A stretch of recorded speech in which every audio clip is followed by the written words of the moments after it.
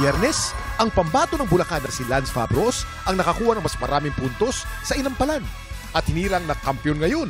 Ngayong umaga, magawa niya kayang madepensa ng kanyang pwesto laban sa dalawang bagong kalahok? Subaybayan natin ang kanyang kampiyon journey dito sa Tanghalan ng Kampiyon!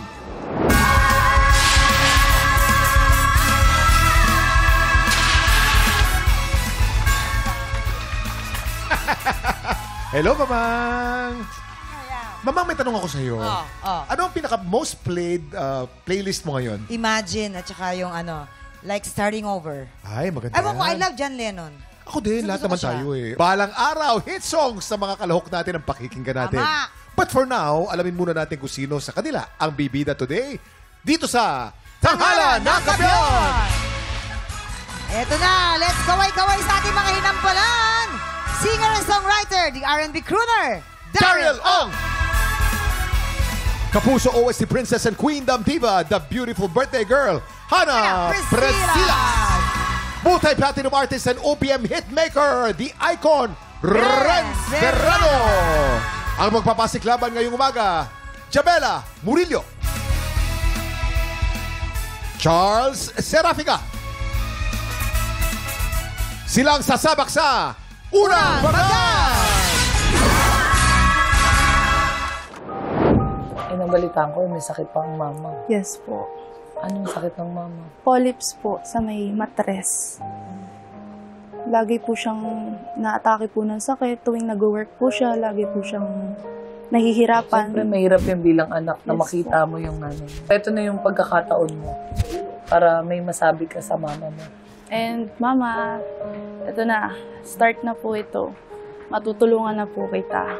And sana magtuloy-tuloy na rin po yung paggaling niyo. Jamela Murillo from Quezon City. Hi, Jamela. Hello po. Jamela. Kamusta ka ngayong araw na to? Okay lang po. Malamig. Sobra po. O, hindi bale. Tanungin natin ang ating mga inampalan. Hi, Jamela. Hello po. Ayan, napakaganda ng kantang napili mong awitin ngayong Thank you araw. po. Isa sa mga kantang talagang tagus-puso pagka pinatutugtog at naririnig. Ako na-appreciate ko that you kept it simple. Wala ka masyadong iniba or wala ka masyadong ginawang bale. Siguro masabi ko lang is yung mic distance sa unang part, medyo masyado lang nakadikit. Yun lang. Na-enjoy ako kahit simple lang yung atake mo dun sa song. Congrats. Thank you po. Jamela, hello. Unang-una, narinig ko talaga, napansin ko kaagad na napakalino ng boses mo. Very bright, malinis, pati yung sa high notes mo. Pero yung pinakagusto ko talaga is yung control mo dun sa unang parts, yung mga may pabulong kang ginawa. Yun ang pinakagusto ko sa performance mo. So, wala nang iba. Wala akong masyadong napansin na may sumablay. Wala naman. Good luck and congratulations.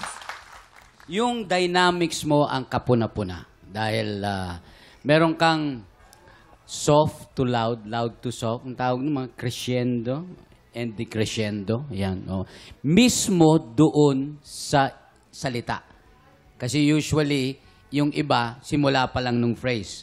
Yung sa'yo, doon sa salita, hinihinam, lalaksan mo, tas babawiin mo, hihinaan mo. Maganda yon. Isa yon sa asset ng yung technique.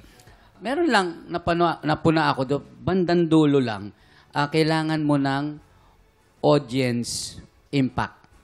Kasi masyado ka nang concentrated sa pagkanta mo.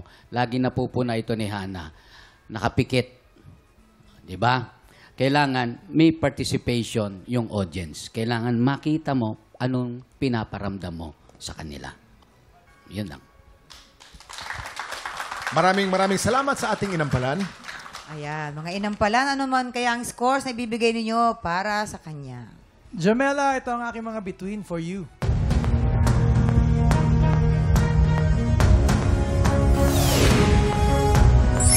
Apat na bituin ang binigay ni Daryl. Jamela, ang stars na binigay ko sa'yo today ay...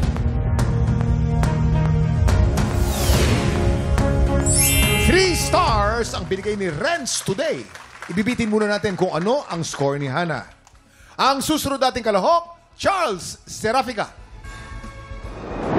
meron kang tinulungan na estudyante mo na hindi makapagtapos, tapos kayo ang nagtulong-tulong ng mga kapwa mo teacher? Nito pong nakaraan, meron po kaming isang student na nakagraduate.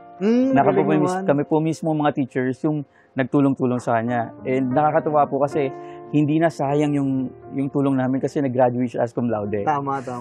Ayun. Sa mga students ko na nanonood, kayo yung reason kung bakit kahit mahirap, pinipilit natin magpatuloy sa pagtuturo. Huwag kayong titigil sa pag-abot ng inyong mga pangarap. Etong laban na to ay para sa inyo. Charles Serafica from Rizal. Hi, Charles. Hi, Charles. Saan ka sa Rizal? Binangonan po. Ay, Binangonan. Okay. Ano kaya masasabi ng ating inampalan? Sir Charles, una ko napansin po sa inyo is yung facial expression, very, yung ngiti nyo, halatang nag-e-enjoy lang kayo habang nagpa-perform, kumo-connect kayo sa audience, minemaintain nyo yung eye contact, and yung mga gestures nyo, konektado naman dun sa message ng song. Siguro meron lang mga parts sa technical side na yung mayroon akong, yung unang pasok medyo na flat, tapos palagi, dun sa part po na word na nagdurugo, nasa sharp po palagi yung nagdurugo. Parang feeling ko masyado yung ina-anticipate na ito na yung mataas, ito na yung mataas. So, nagkaroon ng tendency na lumagpas. So, yun lang. Pero again, going back, nakita ko naman na nag-enjoy kayo sa performance nyo. I wish na enough yung pag-enjoy nyo to make up for the technical side. So, yun lang. Congrats.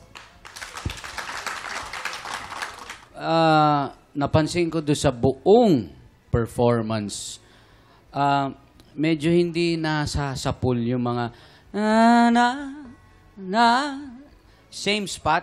Mayroon akong alam mo ba?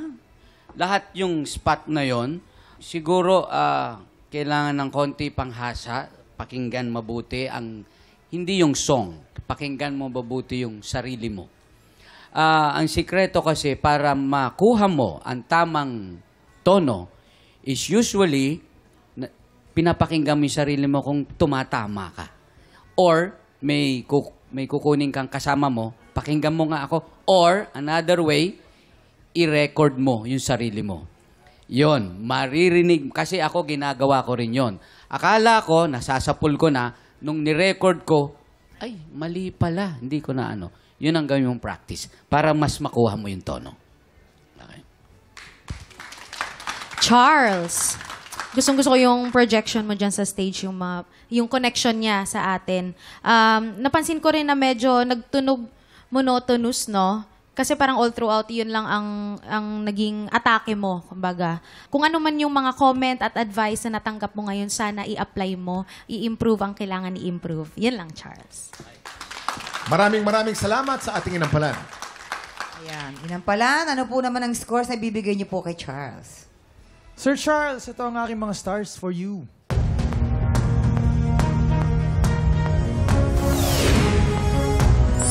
Four stars. Charles, ang bituin mo today ay...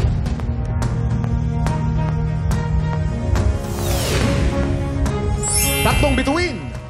Mamaya na po natin ipapakita ang scores ni Hana. So far po, si Jamela po ay meron pong 7 stars. At si Charles naman, meron din pong 7 stars. Medyo tie po sila sa ngayon. Yes, kaya naman ito nating tropa. Baka ikaw na ang susunod na kampiyon ng tanghalan. Kung paano po mag-audition, please watch this. Sa pinakabagong season ng Tanghalan ng Kampiyon, tuloy-tuloy ang pagbida natin sa mga Pilipinong may pusong kampiyon. Kung ikaw ay 16 to 50 years old, palaban sa kantahan at may pusong kampiyon, sugod na sa aming weekly auditions every Wednesday and Thursday, 3 to 5 p.m. sa GMA Studio 6. Go na mga tiktropa! Mag-audition na para sa Tanghalan ng Kampiyon, Season 2.